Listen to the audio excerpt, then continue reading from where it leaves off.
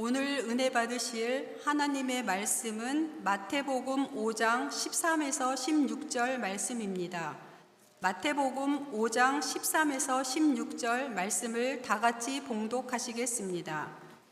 너희는 세상의 소금이니 소금이 만일 그 맛을 잃으면 무엇으로 짜게 하리요? 후에는 아무 쓸데없어 다만 밖에 버려져 사람에게 밟힐 뿐이니라. 너희는 세상의 빛이라. 산 위에 있는 동네가 숨겨지지 못할 것이요 사람이 등불을 켜서 말 아래에 두지 아니하고 등경 위에 두나니 이러므로 집안 모든 사람에게 비치느니라. 이같이 너희 빛이 사람 앞에 비치게 하여 그들로 너희 착한 행실을 보고 하늘에 계신 너희 아버지께 영광을 돌리게 하라. 아멘. 저는 오늘 본문 말씀을 가지고 너희는 세상의 소금과 빛이라 라는 제목으로 말씀을 나누기를 원합니다. 오늘 말씀의 제목을 따라해 보기를 원합니다. 너희는 세상의 소금과 빛이라. 너희는 세상의 소금과 빛이라. 여러분, 아주 오래전에 제가 아는 한 지인이 콜센터에서 상담원으로 이렇게 근무했는데 제게 이런 이야기를 들려준 적이 있었습니다. 콜센터에서 상담 업무를 하다 보면 유난히 상담사들을 괴롭히는 이렇게 고객들이 있다고 합니다. 그래서 반복적으로 문제를 일으키는 고객들은 특별히 대처하기 위해서 따로 기록해 두는데 그것을 블랙리스트라고 이렇게 부른다고 합니다. 그런데 그 블랙리스트에 올라있던 고객 가운데 한 분이 직업이 스님이었는데 콜센터에 종종 전화를 걸어 상담사들에게 큰 소리를 내며 몹시 힘들게 하는 것입니다. 그래서 상담원들 사이에는 유명했다고 합니다. 그러던 어느 날이었습니다. 한 상담사가 순간 스님이 너무 힘들게 하니까 이렇게 이야기를 듣다가 너무나 힘든 나머지 원래 규정상에는 고객님이라고 이렇게 불러야 하는데 순간 자신도 모르게 스님 이렇게 부른 것입니다. 그런데 놀라운 일이 벌어졌습니다. 조금 전까지 거칠게 화를 내던 그분이 갑자기 조용해지더니 말투가 부드러워지고 마치 전혀 다른 사람이 된 것처럼 온순해진 것입니다. 여러분, 왜 이런 일이 일어났을까요? 그것은 자신을 부르는 호칭을 듣는 순간 자신의 신분과 정체성을 깨닫게 되었기 때문이었습니다. 스님은 아마 이런 생각을 했을 것입니다. 아, 내가 수행을 하는 스님이지. 여러분, 사람들은 종종 자신의 신분을 잊어버릴 때가 있습니다. 그래서 함부로 말하게 되고 함부로 행동하게 되는 것입니다. 이것은 그리스도인들도 마찬가지입니다. 세상 사람들이 왜 교회는 사람들이 그러냐고 이렇게 왜 이야기합니까? 그리스도인들이 자신의 정체성을 잊어버리고 행동하기 때문인 것입니다. 한 번은 저도 운전할 때 위험하게 운전하는 사람을 보고 몹시 화가 난 적이 있었습니다. 그런데 마음을 진정시키면서 가장 먼저 든 생각이 무엇인지 아십니까? 아, 내가 목사지, 이거였습니다. 여러분, 이 이야기는 무엇입니까? 정체성은 우리의 말과 행동을 바꾸는 힘이 있다는 것입니다. 여러분, 오늘 본문 말씀은 산상수훈의 말씀인데요, 예수님께서 팔복을 말씀하신 후 이어서 제자들에게 이렇게 선언하십니다. 너희는 세상의 소금이라. 너희는 세상의 빛이라. 여러분, 여기서 중요한 이야기는 예수님께서는 제자들에게 너희는 소금이 되어야 한다, 너희는 빛이 되어야 한다 이렇게 말씀하신 것이 아니라 너희는 이미 소금이다, 너희는 이미 세상의 빛이다 라고 말씀하셨다는 것입니다. 여러분, 우리는 신앙생활하면서 내가 누구인가를 기억하는 것보다 내가 무엇을 해야 하는 거에 더 집중할 때가 있습니다. 그런데 여러분, 신앙생활에서 중요한 것은 내가 누군가를 기억하는 것입니다. 이것을 박영선 목사님은 이렇게 말씀하셨습니다. 성경은 우리에게 끊임없이 무엇이 되어라 라고 명령하기 전에 먼저 무엇이다 라고 선언합니다. 하나님은 이미 우리를 규정하셨고 그 규정된 존재 위에서 삶이 출발합니다. 자기 정체성에 대한 혼란이 결국 삶의 혼란으로 이어집니다. 당신은 소금입니다. 당신은 빛입니다. 이것은 하나님의 선언이며 이 선언에 응답하는 것이 신앙생활의 핵심입니다. 여러분, 예수님의 이 선언 속에는 우리의 정체성과 우리가 그리스도인으로서 어떠한 책임을 가지고 어떻게 이 세상을 살아야 하는지를 담고 있습니다. 그러니까 예수님은 너희의 정체성을 알고 그에 걸맞는 삶을 살라라고 이렇게 말씀하고 계시는 것입니다. 그렇다면 예수님께서는 왜 너희는 소금이라, 너희는 빛이라 라고 말씀하셨을까요?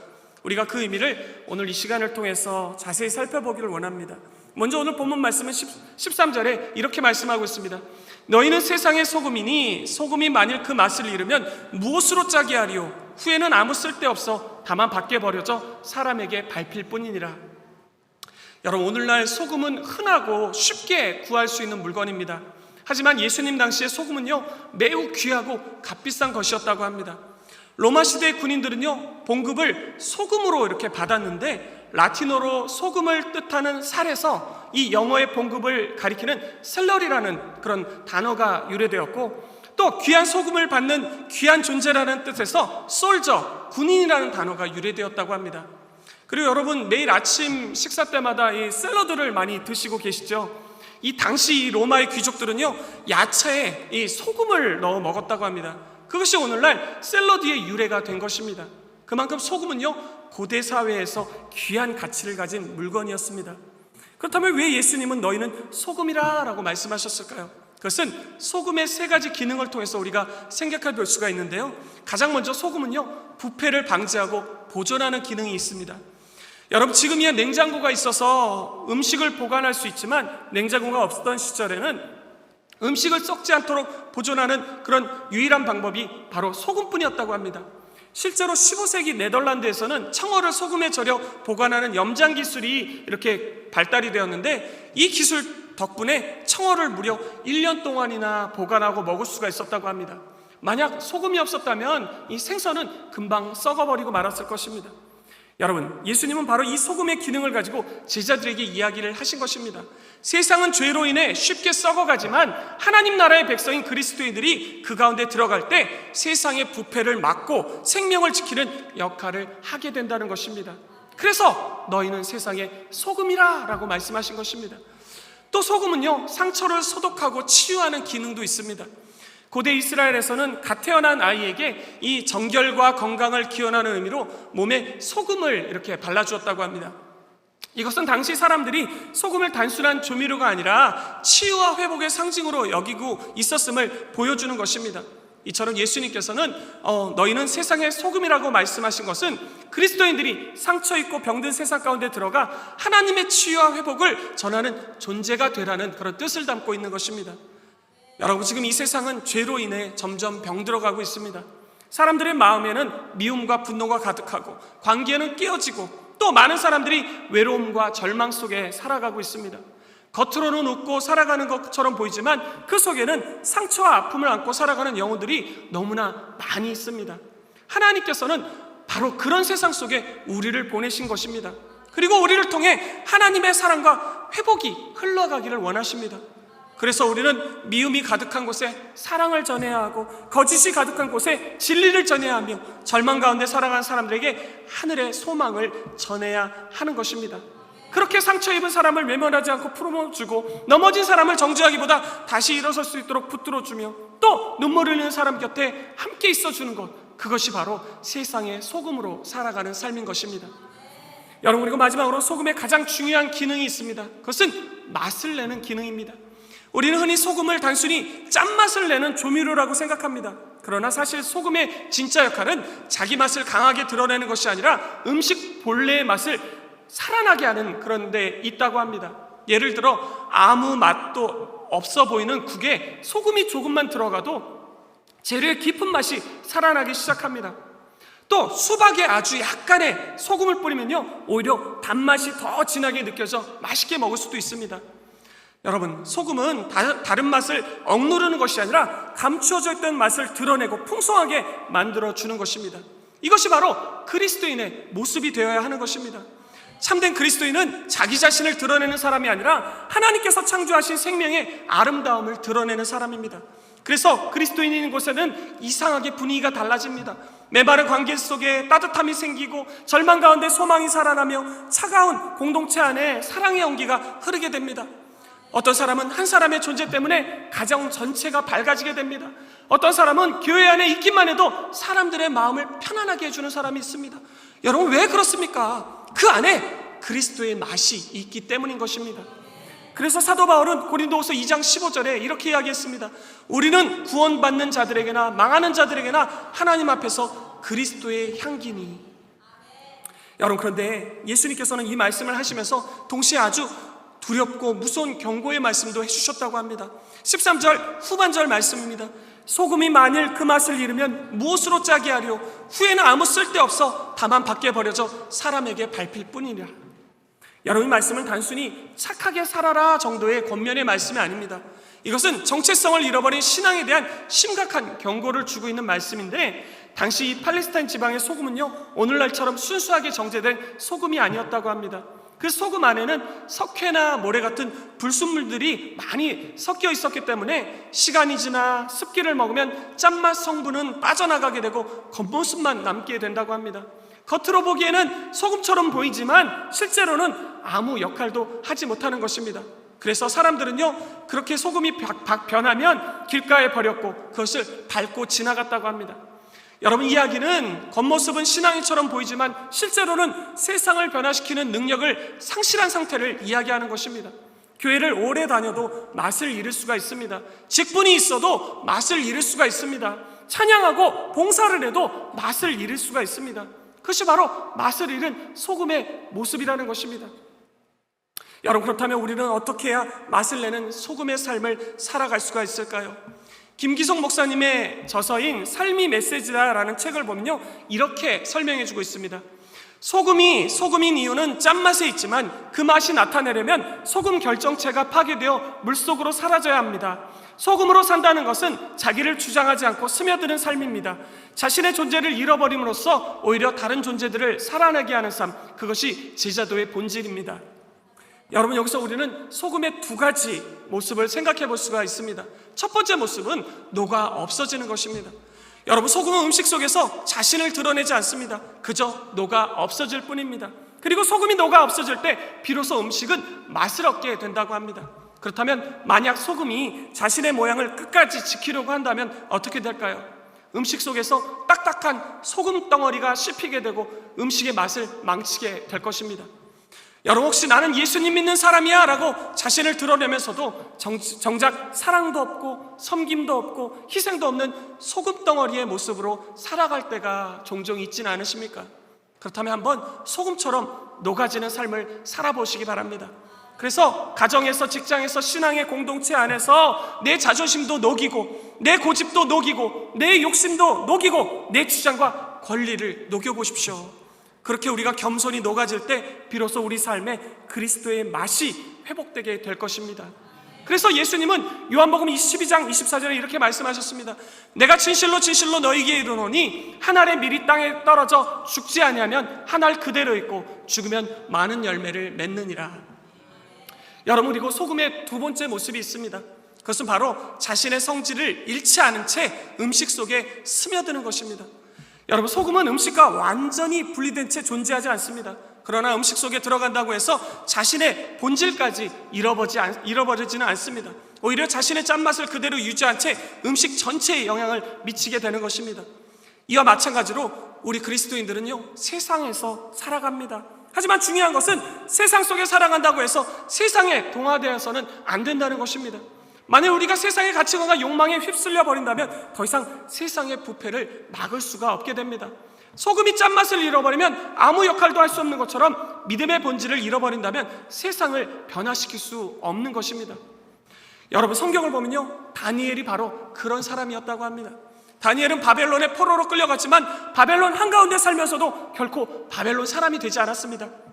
세상 속에 던져졌지만 세상에 물들지 않았고 이방 문화 속에 살았지만 하나님의 백성이라는 정체성을 잃어버리지 않았습니다. 다니엘서 1장 말씀을 보면 그는 왕의 음식과 포도주로 자신을 더럽히지 않겠다고 결심을 하는 장면이 나옵니다. 여러분, 여기서 이 다니엘의 결심은요, 단순히 음식의 문제가 아니었습니다. 나는 비록 바벨론에 살고 있지만 여전히 하나님께 속한 사람이야 라는 믿음의 선언이었습니다. 세상이 그의 환경은 바꿀 수는 있었지만 그의 중심까지는 바꿀 수는 없었던 것입니다. 여러분, 그런데 그 결과가 무엇이었습니까? 다니엘서 6장 3절은 이렇게 말씀하고 있습니다. 다니엘은 마음이 민첩하여 총리들과 고관들 위에 뛰어남으로 왕이 그를 세워 전국을 다스리게 하고자 한지라. 다니엘이 세상과 타협하지 않고 믿음을 지켰을 때 하나님은 그를 이방 나라 가운데서도 가장 지혜롭고 뛰어난 사람으로 높여주셨고 하나님 나라의 선한 영향력을 드러내는 통로로 사용하셨다는 것입니다. 여러분, 그리고 다니엘서 6장 말씀을 이어서 읽어보면 다니엘의 믿음은요, 위기 속에서 더욱 빛나는 것을 우리가 볼 수가 있습니다. 왕 외에 다른 신에게 기도하는 자는 사자굴에 던져 넣겠다는 조서가 내려졌을 때 다니엘은 믿음을 포기하지 않았다고 합니다. 사실 사람들의 눈을 피해 조용히 기도할 수도 있었을 것입니다. 잠시 타협하며 상황을 모면할 수도 있었을 것입니다. 그러나 다니엘은 그렇게 하지 않았다고 합니다. 다니엘의 믿음의 모습을 다니엘서 6장 10절은 이렇게 기록하고 있습니다.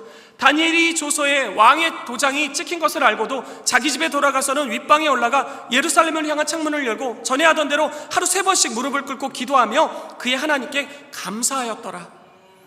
여러분, 이 장면이 얼마나 놀라운 말씀입니까? 다니엘은 세상 속에 살았지만 세상에 굴복하지 않았고 권력 한가운데 있었지만 하나님 앞에 무릎 꿇는 사람으로 살았습니다. 사자굴보다 하나님의 살아계심을 더 크게 바라보았고 세상의 권세보다 하나님을 더욱더 두려워했다는 것입니다. 여러분, 우리는 어떻습니까? 하나님을 모르는 사람들 사이에 세상의 가치관과 문화 속에서 어떻게 믿음을 지키며 살아갈 수 있을까? 이런 고민을 하며 살아가고 있지는 않으십니까? 그렇다면 그 해답을 다니엘에게서 찾으시기 바랍니다. 여러분, 다니엘도 우리와 똑같이 믿음이 흔들릴 수 있었고 또 두려움을 느낄 수 있었던 사람이었습니다. 그러나 그가 무너지지 않을 수 있었던 것은 나는 하나님께 속한 사람이야 라는 정체성을 붙잡고 있었기 때문이었습니다. 사랑하는 성도 여러분, 우리 역시 세상 속에 살아가지만 세상에 휩쓸려 가면 안 되는 사람들인 것입니다. 우리는 하나님께 속한 사람들입니다. 따라서 저는 우리 모두가 다니엘과 같이 믿음의 정체성을 잃지 않고 세상의 소금의 역할을 잘 감당하는 그리스도인들이 되시기를 예수님의 이름으로 축복합니다. 그리고 이어서 예수님은 제자들을 향해 또 하나의 놀라운 선언을 하십니다. 오늘 본문 말씀 14절에 너희는 세상의 빛이라 산 위에 있는 동네가 숨겨지지 못할 것이요. 여러분, 예수님은 요한복음에서 친히 나는 세상의 빛이라 라고 말씀하셨습니다. 그런데 이제는 제자들을 향해 너희는 세상의 빛이라 라고 말씀하고 계십니다. 그렇다면 이 말씀은 무슨 말씀일까요? 그것은 제자들이 스스로 빛의 근원이 되었다는 뜻이 아닙니다. 달이 스스로 빛을 내는 것이 아니라 태양의 빛을 반사하며 빛을 내듯이 우리 역시 빛 대신 예수 그리스도의 생명을 세상에 비추는 존재라는 의미인 것입니다. 결국 우리가 빛으로 살아갈 수 있는 이유는 우리 자신에게 있지 않습니다. 우리의 능력이나 의로움 때문이 아니라 우리 안에 계신 주님 때문인 것입니다. 그리고 예수님은 이어서 이렇게 말씀하십니다. 산 위에 있는 동네가 숨겨지지 못할 것이요. 여러분, 이 말씀은 이런 이야기입니다.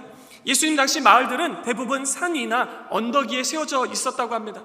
낮에는 햇빛을 받아 멀리서도 보였고 밤에는 집마다 켜진 등불이 어둠 속에서 환하게 드러났습니다. 그래서 산 위의 동네는 숨기고 싶어도 숨길 수가 없었습니다. 예수님 바로 이 모습을 통해 참된 신앙은 감추어질 수 없다고 이야기를 하고 계시는 것입니다. 여러분, 하나님을 사랑하며 살아가는 사람의 모습은요, 자연스럽게 드러나게 되어 있습니다. 정직하게 살아가고 사랑으로 사람을 품고 진실함으로 살아가는 사람은요, 결국 주변 사람들에게 빛으로 나타나게 되는 것입니다. 그리고 예수님은 계속해서 이렇게 말씀하십니다. 15절에 사람이 등불을 켜서 말 아래 두지 않고 등경 위에 두나니 이러므로 집안 모든 사람에게 비치느니라. 이 예수님 당시 집들은요, 대부분 단칸방 구조였다고 합니다. 그래서 작은 올리브 기름 등불 하나만 등경 위에 올려놓아도 집안 전체가 환해졌습니다. 그런데 만일 누군가 그 등불을 곡식을 재는 말 아래 덮어둔다면 어떻게 되겠습니까? 빛은 가려지고 집안은 다시 어두워질 것입니다. 마찬가지로 그리스도인들의 신앙 역시 감추어 두라고 주신 것이 아닙니다. 우리의 삶을 통하여 세상이 하나님을 보라고 이렇게 주신 것입니다. 그래서 약한 자를 돌보고 상처 입은 사람을 품고 진실과 사랑으로 살아가는 사람은 세상 속에 빛날 수밖에 없는 것입니다. 성경을 보면요, 초대교회 성도님들이 그랬다고 합니다. 사도행전 2장 말씀을 보면 초대교회 성도들은요, 서로의 필요를 따라 나누고 함께 교제하며 기쁨으로 살아갔습니다. 그리고 그 결과는 성경을 이렇게 기록하고 있습니다. 온 백성에게 칭송을 받으니 주께서 구원받는 사람을 날마다 더하게 하시니라. 그들은 자신들을 드러내기 위해 애쓴 것이 아니었습니다. 다만 주님을 사랑하고 더욱 사랑하며 살았을 뿐입니다. 그런데 바로 그 사랑의 삶이 세상 속에서 빛이 되었고, 사람들은 그 빛을 통해서 하나님께로 돌아오게 되었던 것입니다. 여러분, 세상은 지금도 길을 잃고 어둠 속을 헤매고 있습니다. 무엇이 진리인지 모른 채 살아가고 있습니다. 바로 그런 세상을 향해 하나님은 우리를 빛으로 부르신 것입니다. 그래서 사도 바울은 에베소서 5장 8절로 9절에 이렇게 권면합니다. 너희가 전에는 어둠이더니 이제는 주 안에서 빛이라. 빛의 자녀들처럼 행하라. 빛의 열매는 모든 착함과 의로움과 진실함에 있느니라. 여러분, 빛된 삶은요, 거창한 삶이 아닙니다. 우리의 일상의 자리에서 정직함과 진실함으로 살아내는 것입니다. 상처 입은 사람을 품어주고 억울한 사람의 편에 서주고 사랑이 필요한 것에 사랑을 흘려보내는 삶, 그것이 바로 여러분 빛된 삶인 것입니다. 바로 그러한 삶을 통해서 어둠은 물러가게 되고 하나님의 빛이 환하게 비추게 된다고 합니다. 여러분, 그렇다면 우리가 왜 빛의 삶을 살아야 될까요? 예수님은 그 이유를 16절에 이와 같이 정확하게 말씀하고 있습니다. 이같이 너희 빛이 사람 앞에 비치게 하여 그들로 너희 착한 행실을 보고 하늘에 계신 너희 아버지께 영광을 돌리게 하라. 여러분, 여기서 중요한 것은 빛의 목적입니다. 우리의 선한 행실은 우리 자신을 드러내기 위한 것이 아닙니다. 사람들의 칭찬과 인정을 얻기 위한 것도 아닙니다. 오히려 우리의 삶을 통해 사람들이 하나님을 바라보게 하고 하나님께 영광을 돌리게 하는 것이 바로 이 착한 행실의 목적인 것입니다. 그래서 유진 피터스는 그의 책인 이 책을 먹으라 해서 그리스도인의 삶을 이렇게 표현했습니다. 그리스도인의 삶은 주목받는 삶이 아니라 주목하게 하는 삶이다. 여러분, 빛은 자신을 드러내기 위해 존재하는 것이 아닙니다. 다른 것을 보이게 하기 위해서 존재하는 것입니다. 우리의 삶 역시 사람들을 하나님께로 이끄는 그런 통로가 되어야 되는 것입니다. 사랑하는 성도 여러분, 주님은 오늘도 우리들에게 이렇게 말씀하십니다. 너희는 세상의 빛이라. 여러분, 이것은 장차 우리에게 일어날 일이 아니라 이미 우리에게 주어진 정체성인 것입니다. 그러므로 빛을 감추지 마시고 주님의 빛을 비추며 살아가시기 바랍니다. 우리의 작은 친절과 사랑과 섬김을 통해서 세상이 하나님을 바라보게 만드시기 바랍니다. 그때 사람들은 우리 안에 살아계신 하나님께 영광을 돌리게 될 것입니다. 말씀을 정리하겠습니다. 오늘 말씀에 예수님은 너희는 세상의 소금이라, 너희는 세상의 빛이라 라고 말씀하셨는데, 그렇다면 우리가 어떻게 세상의 소금과 빛으로 살아갈 수가 있을까요? 여러분, 이것이 바로 오늘 말씀에서 가장 중요한 이야기인데, 우리는 이사야 선지자의 소명 기사를 통해서 그 답을 찾아볼 수가 있습니다. 여러분, 이사야서 6장 말씀을 보면요, 이사야 선지자가 성전에 높이 들린 하나님의 보좌를 보게 됩니다. 스랍들은 하나님을 찬양하며 거룩하다 거룩하다 거룩하다 라고 외치고 있었고, 성전은 하나님의 영광으로 가득 차 있었습니다. 그런데 놀라운 사실은 이사야 선지자가 하나님의 거룩하심을 보자마자 가장 먼저 자신의 죄와 부정함을 깨닫게 되었다는 것입니다. 그래서 그는 이렇게 고백합니다. 화로다 나여 망하게 되었도다. 나는 입술이 부정한 사람이요 입술이 부정한 백성 중에 거주하면서 만군의 야훼이신 왕을 배웠음이로다. 그는 하나님의 거룩하심 앞에 서게 되자 더 이상 자신을 의롭다고 생각할 수가 없었습니다. 오히려 자신의 연약함과 죄를 깊이 깨닫게 된 것입니다. 그런데 이사야가 하나님의 영광을 보고 이제 죽었구나 생각할 때 스랍 중 하나가 제단에서 타는 숯을 가져와 그의 입에 대며 이렇게 말합니다. 보라, 이것이 내 입에 닿았으니 내 악이 제하여졌고 내 죄가 사하여졌느니라. 그리고 하나님의 음성이 들립니다. 내가 누구를 보내며 누가 우리를 위하여 갈고. 그때 이사야는 이렇게 대답했다고 합니다. 내가 여기 있나이다. 나를 보내소서. 여러분, 우리가 이사야 선지자의 소명 기사를 통해서 알 수 있는 사실이 무엇입니까? 우리가 이사야 선지자처럼 하나님의 현존 앞에 서게 될 때, 그러니까 우리가 주님의 살아계심을 이렇게 경험하게 될 때 우리가 거룩하게 될 수 있고, 또 세상의 맛을 내는 소금으로 세상의 빛을 비추는 거룩한 사명을 감당할 수가 있다는 것입니다. 여러분, 김기성 목사님의 저서인 이 삶이 메시지다에 보면 이것을 또 이렇게 이야기하고 있습니다. 소금은 자기가 없어지면서 뭔가를 이루어낸다. 빛이 비추면 생명이 깨어난다. 하지만 슬프게도 우리 육체는 빛의 매개가 되기보다는 어둠의 매개가 되기 일수이다. 마음에는 원이로 돼 육신이 약하도다. 어둠을 향해 온몸으로 부딪혀 나아가다가 힘이 붙일 때마다 지구하신 분 앞에서 서야 한다. 그분 앞에 서기만 하면 그분은 해맑은 모습으로 우리 곁에 다가오시기 때문이다. 아하, 이제 알겠다. 우리가 빛이고 소금일 수 있는 것은 그분의 현존 앞에 오롯이 설 때뿐이다. 여러분, 출애굽기 34장에 보면요, 모세의 얼굴에 광채가 났다고 기록하고 있습니다. 그런데 여러분, 모세의 얼굴에 왜 광채가 났을까요? 세수를 열심히 했기 때문일까요? 광채가 나는 화장품을 발랐기 때문일까요? 여러분, 아닙니다. 딱 한 가지 이유 때문인데, 그것은 모세가 하나님의 영광 앞에 머물렀기 때문이었습니다.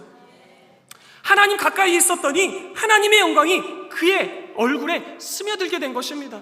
이 말은 소금과 빛의 삶은 하나님 앞에 머무름의 부산물이라는 것입니다.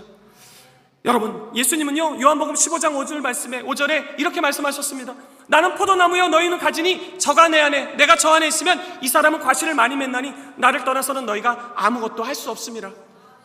여러분, 이 말씀에서도 보면 가지가 해야 할 일은 딱 한 가지뿐입니다. 그것은 나무에 딱 붙어있는 것입니다. 그러면 열매는 저절로 맺히게 되는 것입니다.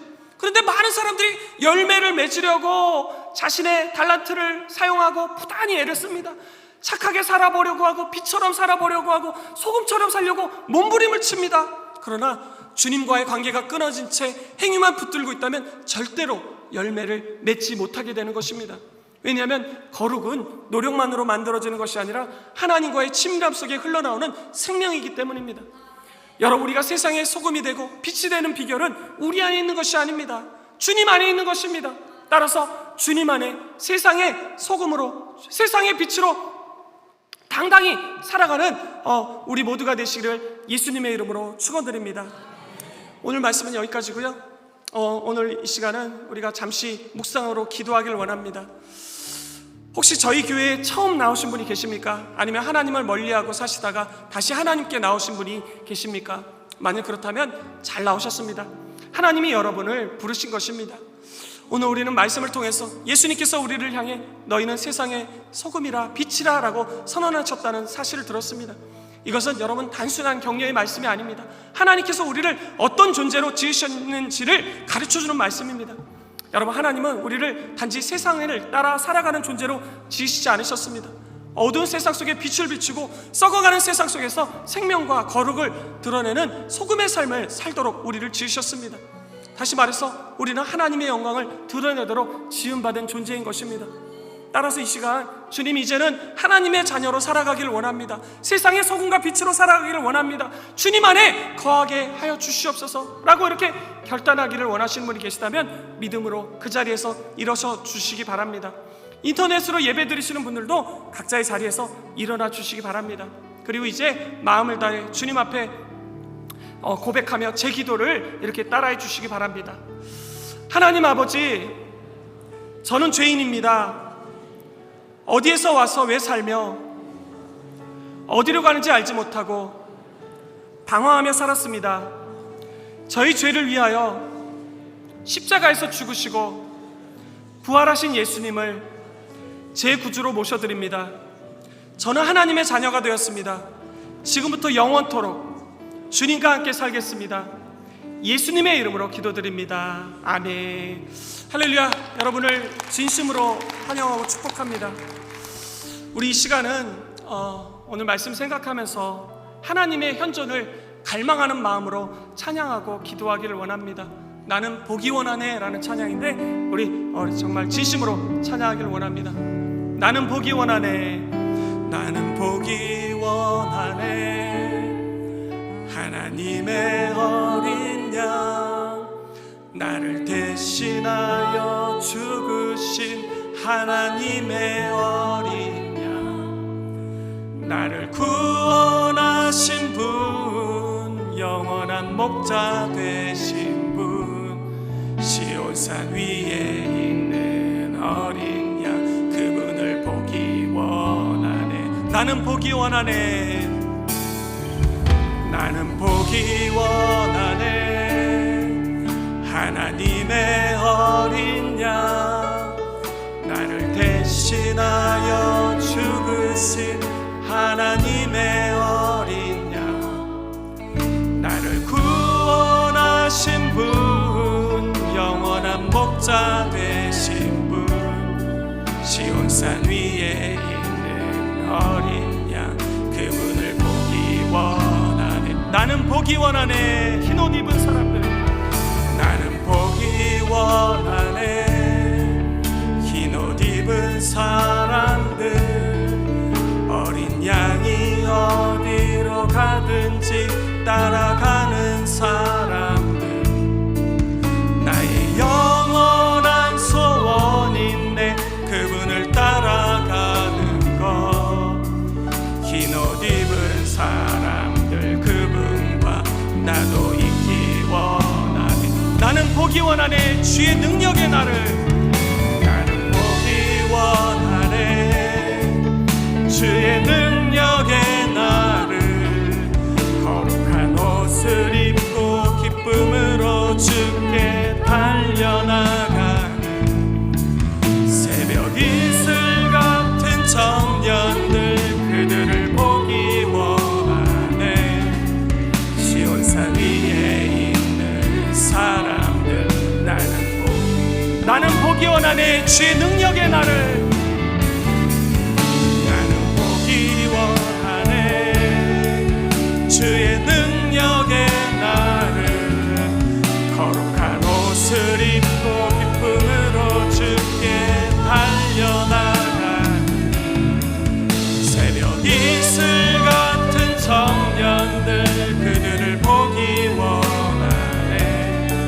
시온산 위에 있는 사람들, 그분을 보기 원하네. 여러분, 어느 시골 마을에 밤마다 등불을 들고 길을 비추는 노인이 있었다고 합니다. 사람들은 그 노인을 보고 물었습니다. 당신 혼자 등불 하나 든다고 세상이 얼마나 밝아지겠습니까? 그러자 노인은 이렇게 대답을 했다고 합니다. 적어도 내가 지나가는 길만큼은 어둡지 않습니다. 여러분, 주님은 우리에게 너희는 세상의 빛이라 라고 말씀하셨습니다. 그런데 주님께서는 이 말씀하실 때 우리에게 세상 전체를 비추라고 말씀하지는 않으셨습니다. 다만 우리의 가정에서, 직장에서, 교회에서 작은 빛이 되라는 말씀인 것입니다. 또한 주님은 너희는 세상의 소금이라 라고 말씀하셨는데, 소금은 자신을 드러내지 않습니다. 오히려 스스로 녹아 없어집니다. 그래서 사람들은 소금을 보지 못합니다. 하지만 소금이 들어가는 음식은 완전히 달라집니다. 맛이 살아나고 부패가 멈추게 되고 생명이 보존이 됩니다. 여러분, 하나님께서 우리를 그런 사람으로 부르신 것입니다. 그런데 우리가 그렇게 살아가기 위해서 반드시 해야 할 일인데, 그것은 먼저 주님 앞에 나아가야 되는 것입니다. 주님의 현존 앞에 서야 되는 것입니다. 여러분, 저는 우리가 방금 함께 고백했던 찬양처럼 우리의 가장 큰 소원이 그분을 보기 원하는 삶이 되기를 원합니다. 따라서 이 시간 기도할 때 주님을 보게 해달라고, 주님을 따라가게 해달라고, 날마다 주님의 현존 앞에서 거룩함을 입고 세상의 소금과 빛의 역할을 잘 감당하게 해달라고 기도하길 원합니다. 또 여러분, 5월은 가정의 달입니다. 오늘은 또 어버이의 주일이기도 합니다. 이 시간 우리들의 가정을 위해서 함께 기도하길 원합니다. 우리 이 시간 주여 삼창하시고 함께 기도하도록 하겠습니다.